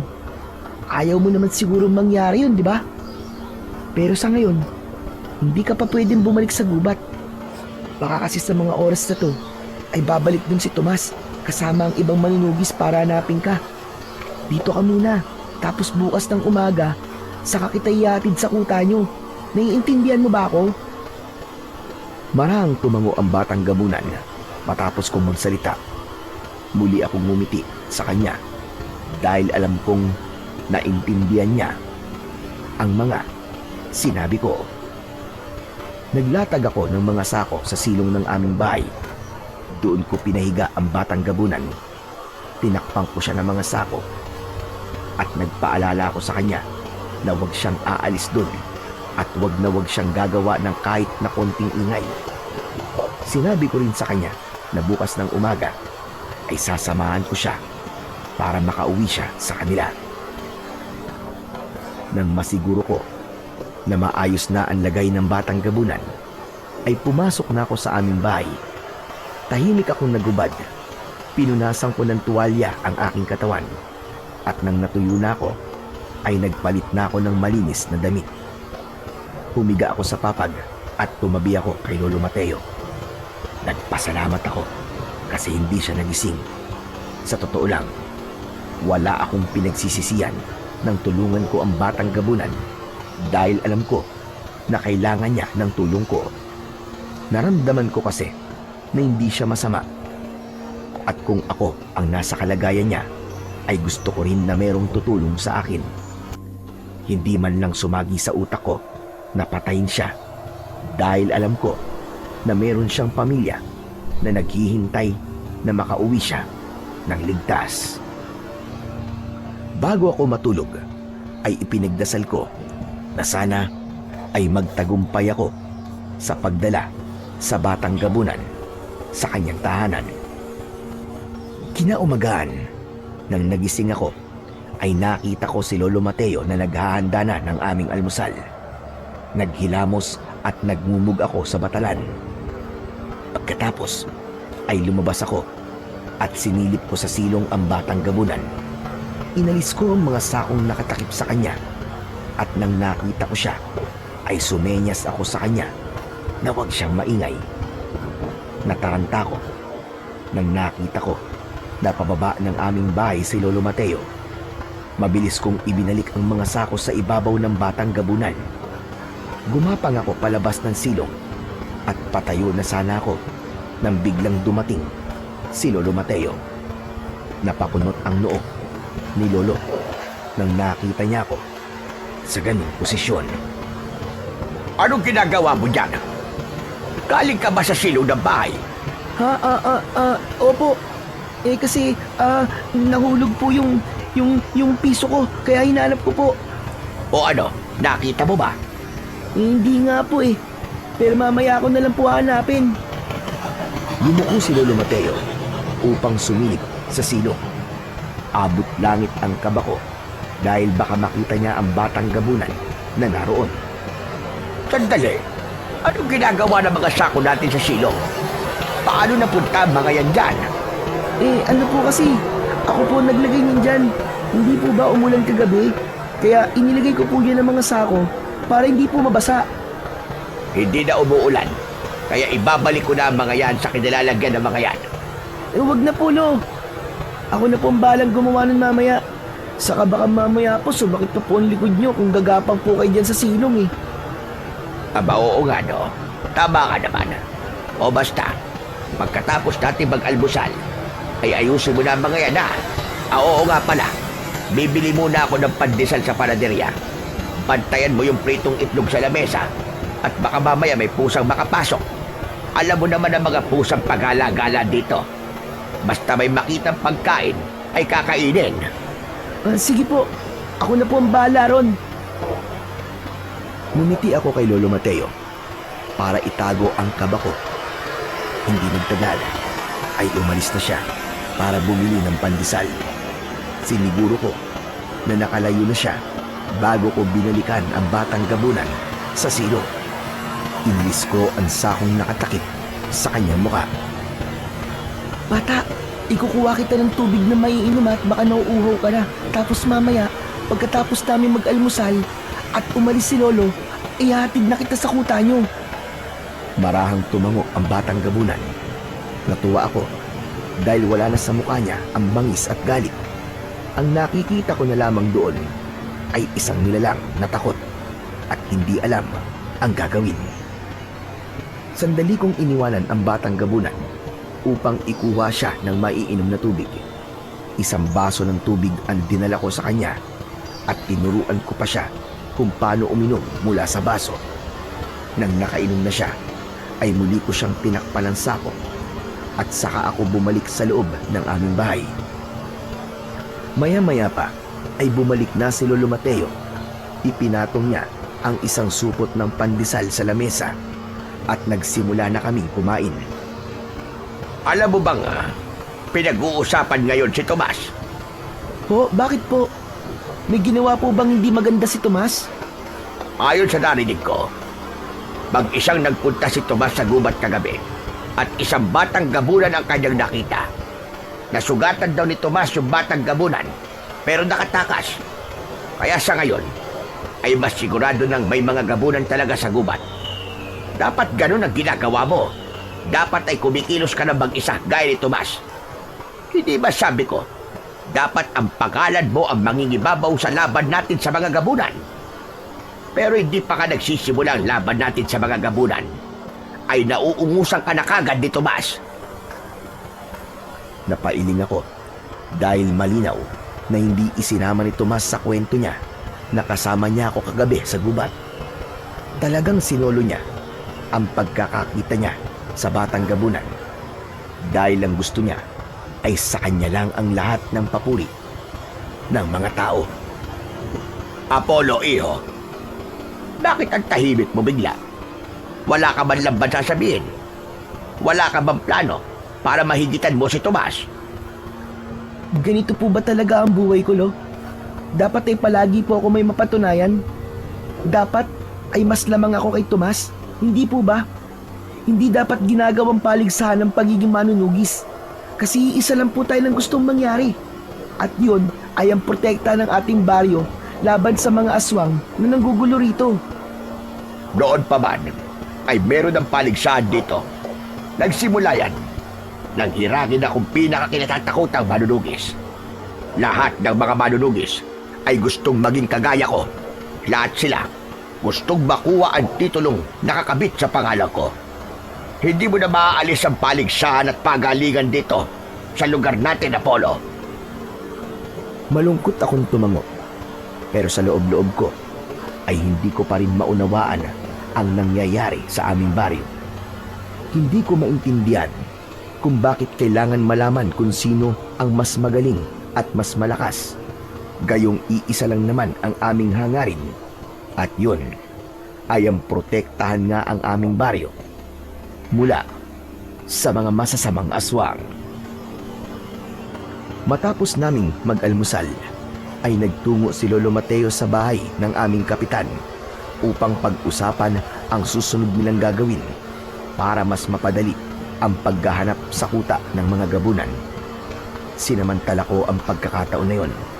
Pinuntahan ko kagad sa silong ang batang gabunan. Inalis ko ang mga sako sa ibabaw niya at inalalayan ko siya na makalabas sa silong ng aming bahay.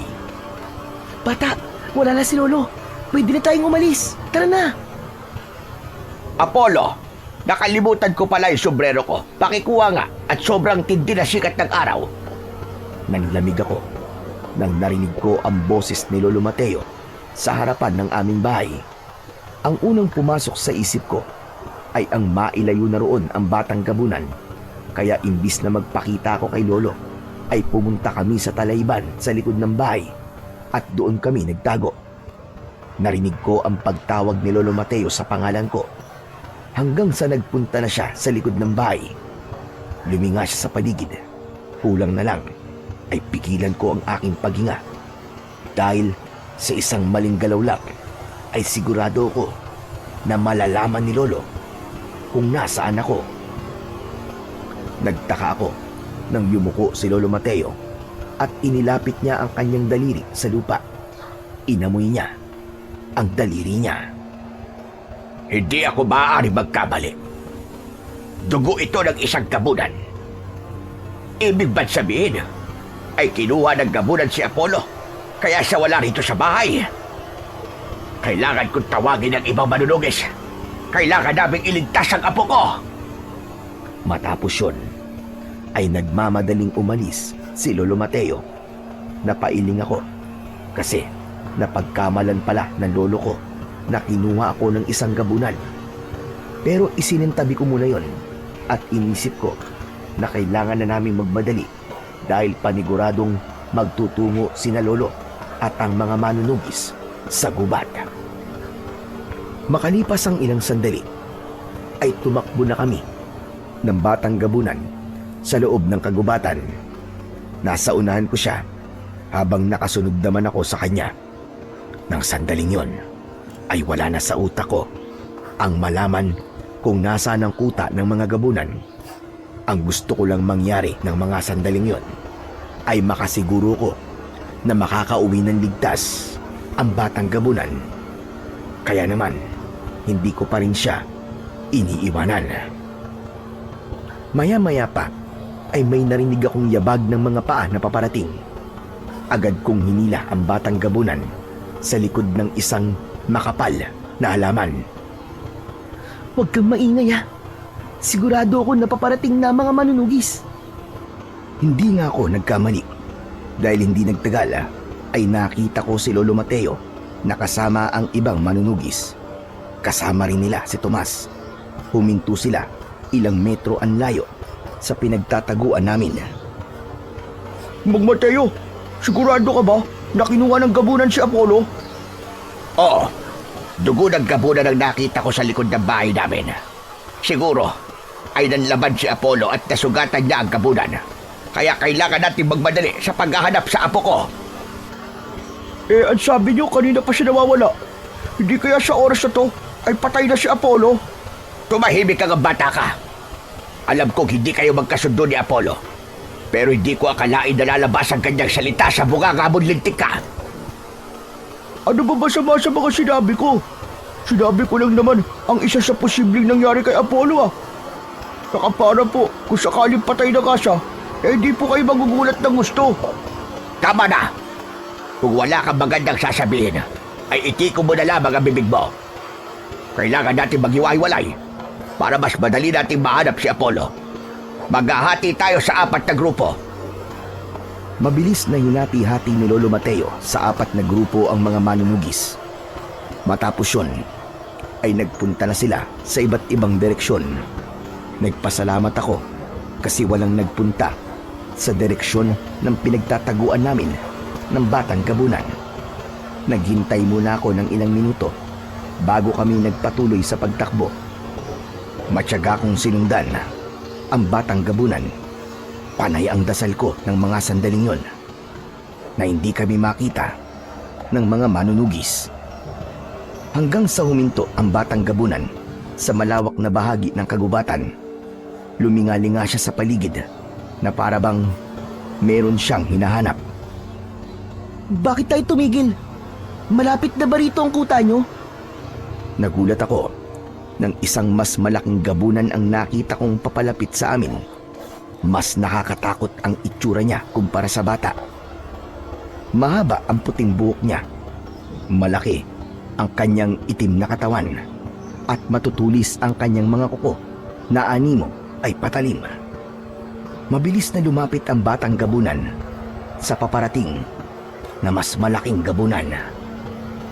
Napakunot ang noo ko dahil tila nag-uusap silang dalawa, pero hindi ko marinig dahil medyo malayo ako sa kanila. Hindi nagtagal ay magkasamang lumapit ang 2 gabunan sa akin. Napaatras ako dahil ang inisip ko ay papatayin ako ng matandang gabunan. Teka, sandali lang po. Wala po ako rito para makipaglaban sa inyo. Nakita niyo naman po, wala po akong dalang kahit na isang sandata. Alam ko. Naniniwala ako sa iyong sinabi. Sinabi sa akin ng anak ko na tinulungan mo siya. Ginamot mo ang sugat niya at hindi mo inayaan na makita siya ng ibang tao. Hindi ako makapaniwala sa ginawa mo. Dahil noon pa man, ang tingin ninyong mga tao sa amin ay kalaban. Kahit na ang tanging hangad lang namin ay magkaroon ng tahimik na tirahan. Ngunit nais kong itanong sa iyo, bata. Bakit mo tinulungan ang anak ko kahit na siya ay isang gabunan? Mabuti naman po at hindi niyo po ako sasaktan. Mamang gabunan, tinulungan ko po siya kasi kailangan niya po ng tulong ko eh. Yun lang po ang sagot ko na masasabi ko sa inyo. Pero isa siyang gabunan. Wala po akong pakialam kung isa po siyang gabunan. Ang naisip ko lang po ay ang tulungan siya kasi iniisip ko po kung paano kapag ako naman ang nasa sitwasyon niya. Naramdaman ko rin po kasing natatakot siya at hindi siya masamang klase ng aswang. Pinahanga mo ko sa iyong ginawa, bata. Kung may nais kang hilingin sa akin, ay sabihin mo lang. At kung kaya kong ibigay, ay ibibigay ko sa iyo. Talaga po? Ang gusto ko lang po sana, huwag po kayong umatake sa baryo namin. Ang totoo nga po niyan natatakot po kami sa inyo kasi alam namin kung gaano kalakas ang mga gabunan. Wala kang dapat na ipag-alala sa bagay na yan. Dahil wala kaming balak na umatake sa inyong baryo o kahit saan pang lugar. Nandito kami sa gubat para manirahan lamang dito at hindi upang pumatay ng mga tao. Kung meron man kaming kakainin, yun ay ang mga ligaw na hayop na nandito. Gusto kong malaman mo na hindi lahat ng aswang ay masama at pumapatay ng tao para gawing pagkain. Kagaya rin kami ng mga tao na merong masasama at mabubuti. Salamat naman po kung ganun, Mamang Gabunan. Huwag po kayong mag-alala kasi ang lolo ko ang punong manunugi sa baryo namin. Sasabihin ko po sa kanyang sinabi nyo para tumigil na po kami sa paghanap sa kuta nyo. Hindi po pala kayo banta sa buhay namin, kaya wala pong dahilan para tugisin po namin kayo. Nagpapasalamat ako sa iyo, bata. Mas lalo mo kong pinahanga dahil sa edad mong yan ay malawak na ang iyong pag-iisip. Aalis na kami ng aking anak dahil baka may ibang tao pang makakita sa amin. Muli, maraming salamat sa iyo. Hinawakan ng matandang gabunan ang kamay ng batang gabunan at sa isang kisap mata ay nawala sila sa aking paningin. Hindi ako makapaniwala sa aking nalaman. Pero doon ko naintindihan kung bakit nagkaroon ako ng matinding kagustuhan na tulungan yung batang gabunan dahil hindi naman pala sila masamang uri ng aswang. Pagharap ko sa aking likuran ay natigilan ako nang nakita ko si Tomas na nakatayo ilang metro lang ang layo sa akin. Nakangisi siyang lumapit sa akin. Nakita kita! Bakit mo kausap yung dalawang gabunan, ha? Meron silang sinabi sa akin na importanteng bagay, Tomas. Ano yun? Sabihin mo sa akin! Bakit ko naman sasabihin sa'yo? Alam ko ang gagawin mo. Uunahan mo akong magsabi sa mga tao para ikaw na naman ang bida. Alam mo, Tomas, wala namang problema kung ikaw ang hangaan ng mga tao Pero sana, ay hangaan ka nila sa bagay na ikaw talaga ang gumawa. Wala ka nang pakialam sa mga ginagawa ko. Sabihin mo sa akin kung bakit kausap mo mga gabunan. Nakikipagsabuatan ka ba sa kanila? May binabalak ba kayong masama sa baryo natin? Sa tingin mo ba, Tomas? Gusto kong may mangyaring masama sa baryo natin? Kung ano man yung sinabi sa akin ng mga gabunan ay sa akin na lang yun. At ang tanging pagsasabihan ko lang nun ay ang lolo ko. Matapos kong sabihin yon, ay iniwan ko na si Tomas. Malalaki ang mga akbang na lumabas ako ng gubat at dumiretso ko sa bahay namin. Hinintay ko roon si Lolo Mateo at hindi nagtagal ay dumating na siya. Nang nakita ako ni Lolo ay may pag-aalala niya akong niyakap ng mahigpit. Diyos ko! Salamat sa Diyos at ligtas ka, Apo! Maraming salamat, Panginoon! Ano ba nangyari sa'yo, bata ka? Bakit bigla ka nawala? Teka, tama bang hinala ko na kinuha ka ng isang gabunan? Lo, ang dami niyo naman pong tanong. Isa-isa lang. Pero Lo, hindi po ako kinuha ng gabunan. Ang totoo nga po niyan ay tinulungan ko po yung batang gabunan na nakita namin kagabi ni Tomas dun po sa gubat. Sorry po, Lo pero umalis po kasi ako kagabi para hanapin po yung kuta ng mga aswang. Tapos, yun nga po, pinana po ni Tomas yung batang gabunan. Ginamot ko po siya at tinulungan ko po siyang makabalik po sa pamilya niya. Mabagin langit! Totoo ba yung sinasabi mo? Alam mo ba kung gaano kadelikado ang ginawa mong yon? Lo, nagsasabi po ako ng totoo.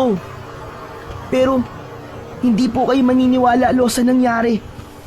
Nang nakita po namin yung tatay ng batang gabunan, ay nagpasalamat pa po siya sa akin kasi tinulungan ko po ang anak niya. Saka Lo, Mabait po sila. Ang sabi po niya ay hindi sila ang klase ng mga gabunan na pumapatay po ng mga tao. Naninirahan lang po sila sa gubat at wala po silang balak na umatake dito sa baryo natin. Ang gusto lang daw po nila ay mamuhay ng tahimik at kumain ng mga hayop sa gubat. Kaya sana po, itigil na po natin yung paghahanap po sa kuta nila. Hayaan na lang po natin silang manirahan ng mapayapa sa gubat, Lo. Kalokohan yung sinasabi mo. Walang gabunan ang hindi pumapatay ng tao. Kung totoo man na sinabi yan ang gabunan na yon, sigurado ako na nagsisinungaling siya. Malamang, sinabi niya yan para maging kampante tayo at kapag akala natin ay di sila aatake, ay saka sila sasalakay kung kailan hindi tayo handa para patayin tayong lahat. Lo, mali po kayo. Nararamdaman ko po talaga na mabait po talaga sila. Kasi kung hindi po siya mabait, di dapat hindi na po ako nakauwi dito. Dapat po ay pinatay na nila ako doon. Basta, wala akong tiwala sa mga gabunan na yan. Lahat sila, kahit ano pang uri nilang aswang, ay kalaban nating mga tao ba ngayon. At ayokong ikikwento mo sa iba yung bagay na yan, At baka pag-isipan ka pa nila na masama. Nagkakaintindihan ba tayo? Pero Lo, Naiintindihan mo ba ako, Apollo? opo. Nalungkot ako ng sandaling yon dahil hindi ko nagawang kumbinsihin si Lolo Mateo na maniwala na mabait ang mga gabunan na nasa gubat. Sigurado kasi ako sa bagay na yon dahil marunong silang magpasalamat. Isa pa, kung hindi sila mabuting klase ng aswang, malamang ay pinatay at ginawa na nila akong pagkain kanina. Ganun pa man, umasa pa rin ako na darating ang panahon na mapapatunayan ko hindi lang kay Lolo Mateo kundi sa lahat ng mga tao sa amin na walang dahilan para katakutan namin ang mga gabunan na naniniraan sa gubat. Kinagabihan, matapos naming maghapunan, ay dinala ko na ang aming pinagkainan sa batalan upang hugasan ang mga yon. Nang sandaling yon, ay naisip ko na naman ang nangyari kanina sa gubat. Hindi ko maiwasang mapangiti dahil hindi pa rin talaga ako makapaniwala na makakakilala ako ng mabubuting gabunan. Napahinto ako sa aking ginagawa nang narinig ko ang sigawan ng mga nagkakagulong mga tao sa labas hanggang sa humahangos na pumasok si Lolo Mateo. Kinuha niya ang 2 itak at iniabot niya ang isa sa akin. Teka Lo, bakit po? Ano po ba nangyayari? May mga aswang na sumasalakay. Kailangan natin makipaglaban na po. Mga gabunan po ba, Lo?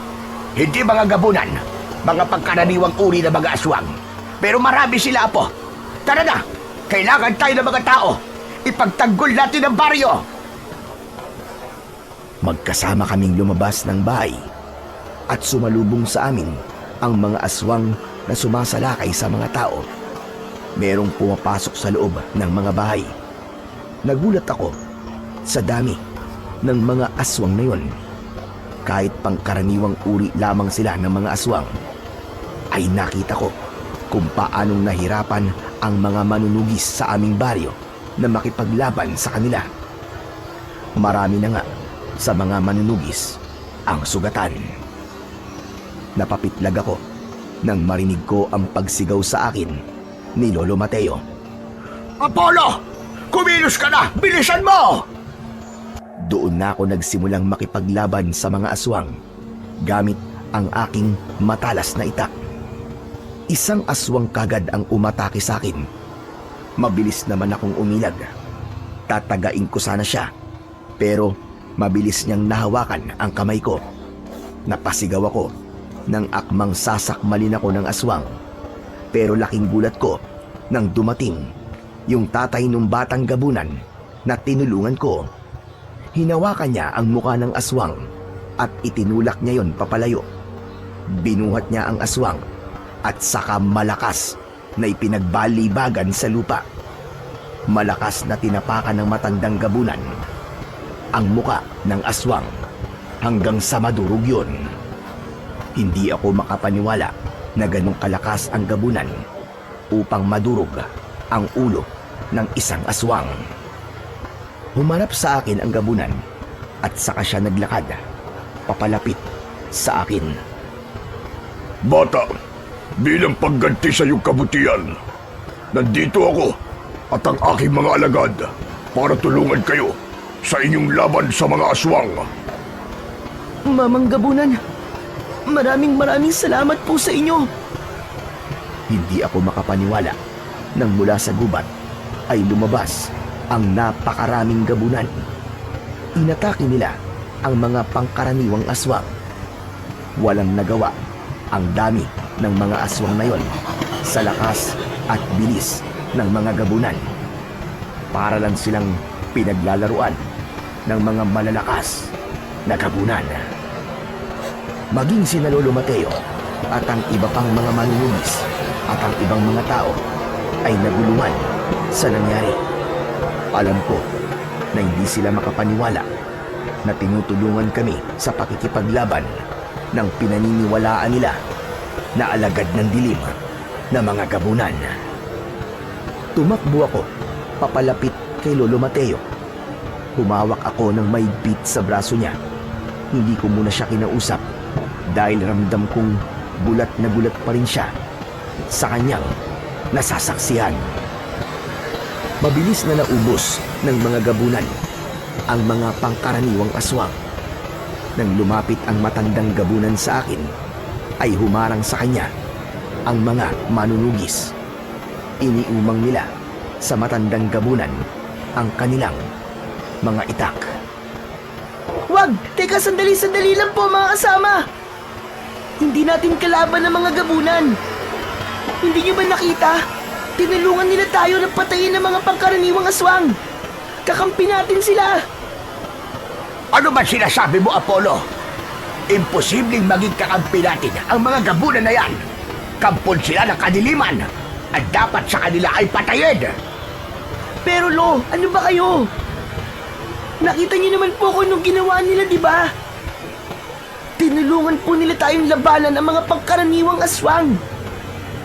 Kung hindi po sila dumating, ay baka naubos na po tayo rito. Baka patay na po tayong lahat.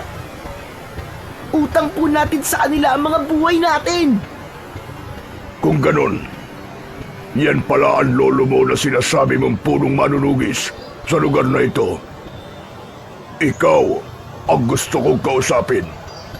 Bakit? Magdedeklara ka ba ng digmaan? Nagkakamali ka. Ang totoo niyan ay wala sa lahi namin ang makipaglaban. Sadyang kailangan ko lang bumawi sa batang yan na apo mo dahil tinulungan niya ang aking anak. Kundi dahil sa kanya ay baka patay na ang anak ko ngayon. At bilang ako ang pinuno ng aming lahi, kailangan kong ibalik ang kanyang kabutihan sa ganitong paraan o mas higit pa. Kaya kung meron man dapat kayong pasalamatan, yun ay walang iba, kundi ang iyong apo. Huwag kayong mag-alala. Dahil gaya nyo, ay wala kaming hangad, kundi ang katahimikan at kapayapaan. At umasa kayo na kung sakaling kailanganin niyong muli ang aming tulong, ay darating kami nang walang pag-aalinlangan. Matapos yun, ay nagpaalam na ang pinuno ng mga gabunan. Mabilis lang nawala sa aming paningin at nakita na lang namin ang mga anino nila na patungo na sa kagubatan. Nakangangaan lahat ng mga kababaryo ko habang papaalis ang mga gabunan. O ano? Sabi ko naman kasi sa inyo eh. Mababait ang mga gabunan na nasa gubat. Ayaw niyo maniwala sa akin, Lo eh. Diyos ko, panaginip lang ba ito? Mga mababait na gabunan. Totoo ba talaga sila? Talagang nagdududa pa po kayo, Lo? Tinulungan na nga po nila tayo, di ba? Kitang-kita nyo naman. Tanggapin nyo na lang po, Lo, na hindi po lahat ng aswang ay masama. Oo, nakakatakot po talaga ang itsura ng mga gabunan na nasa gubat. Pero hindi po ibig sabihin nun na masama na kagad sila. Huwag po natin silang husgahan base sa panlabas nilang anyo. Ramdam kong hindi pa rin makapaniwala si Lolo Mateo at ang lahat ng taong naroroon. Pero alam ko na dahil sa nangyaring yon ay magbabago na ang tingin ng lahat sa mga gabunan na nasa gubat. Ilang araw ang lumipas bago tuluyang natanggap ng mga tao sa aming baryo na mabubuti ang mga gabunan na naninirahan sa gubat. Marami ang nagsabi na kung hindi ko tinulungan ang batang gabunan ay hindi kami ililigtas ng mga gabunan nang salakayin kami ng napakaraming aswang. At yun ang naging dahilan para hangaan ako ng mga tao sa aming baryo. At nang dahil sa pangyayaring yun, ay tinanggap na sa wakas ni Lolo Mateo na hindi ako nakatadhana para maging isang manunugis at binigyan niya ako ng kalayaan na piliin ang landas na gusto ko. Makalipas ang maraming taon, natupad ko ang pangarap kong maging isang guro. Tahimik at payapa na ang baryo namin at wala na rin nakakaalam kung naninirahan pa rin ba sa gubat ang mga gabunan. Doon ko po natutunan na walang ibang mas malakas na sandata kundi ang kabutihan, dahil ang daas ay pansamantalang solusyon lamang, pero ang kabutihan ay tunay na may kakayahang magbigay ng tuldok sa galit at digmaan. Hanggang dito na lamang po ang kwento. Sana po ay marami po kayong natutunang aral sa aking naging karanasan. Sa mundong madalas na humuhusga, batay sa panlabas na anyo, mahalagang paalalahanan ang ating sarili na ang tunay na pagkatao ng isang tao o ng isang nilalang ay hindi nasusukat sa itsura, anyo o unang tingin. Maaaring ang mukhang nakakatakot o tila kakaiba ay may pusong puno ng kabutihan, malasakit at tapang, mga katangiang hindi agad nakikita ng mata. Kung tayo ay magmamadali sa panghuhusga, maaari nating ipagkait ang pag-unawa, pakikipagkaibigan, at minsan pa nga ang tulong na magliligtas sa atin sa oras ng pangangailangan. Ang pag-unawa at bukas na puso ay sandata laban sa maling akala at daan tungo sa isang mundong mas mapayapa at makatao. Tulad na lamang ng sinabi sa unang Samuel, Kabanata 16, Talata 7. Huwag mong tignan ang kanyang anyo o ang kanyang taas, sapagkat siya'y aking itinakwil. Sapagkat ang Panginoon ay hindi tumitingin sa gaya ng pagtingin ng tao. Ang tao'y tumitingin sa panlabas na anyo, ngunit ang Panginoon ay tumitingin sa puso. Ang paalalang ito mula sa Biblia ay nagtuturo sa atin na ang tunay na sukatan ng isang nilalang ay ang kanyang puso at layunin, hindi ang kanyang panlabas na anyo.